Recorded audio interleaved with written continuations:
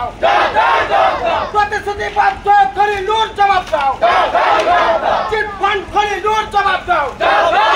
সাগরদিঘি কাবিলপুরে সামান্য বৃষ্টিতে বেহাল রাস্তা পরিণত হলো পুকুরে। রাস্তায় ডিঙি নামিয়ে রীতিমতো বিক্ষোভে ফেঁচে পড়লেন স্থানীয় বাসিন্দারা। তাদের দাবি, খলিলুর রহমান নির্বাচনের আগে কথা দিয়েছিলেন ভোটে নির্বাচিত হয়ে তার প্রথম কাজ হবে কাবিলপুরের রাস্তা করা। ভোট শেষ হয়েছে, কিছুদিন আগেই শপথ গ্রহণ করেছেন সাংসদ খলিলুর রহমান, কিন্তু রাস্তার কাজ এখনো শুরু হয়নি। যদিও রাস্তাটি প্রায় 3 বছর থেকে বেহাল হয়ে পড়ে রয়েছে। আজ বৃষ্টির পরেই একটি পাথর বোঝাই ট্রাক্টর রাস্তার মাঝে গর্তে পড়ে গেলে রীতিমতো যানজটের সৃষ্টি হয়। পরে সেটিকে জেসিবি দিয়ে উদ্ধার করে যানজট নিয়ন্ত্রণ করা হয়। কাবিলপুরের রাস্তাটি নিয়ে এর আগেও বহুবার বিক্ষোভ দেখিয়েছে স্থানীয় বাসিন্দারা।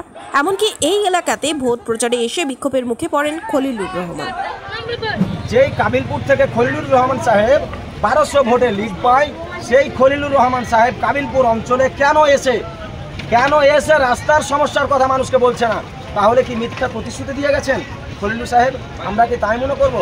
গ্রামবাসীরাকে 1000 টাকা লক্ষ্মীর ভাণ্ডার দিয়ে কি মিথ্যা প্রতিশ্রুতি দিয়ে কি রাস্তার এই অব্যাহত রাখার জন্য কি খলিলুর রহমান সাহেব মিথ্যা প্রতিশ্রুতি দিয়েছিলেন?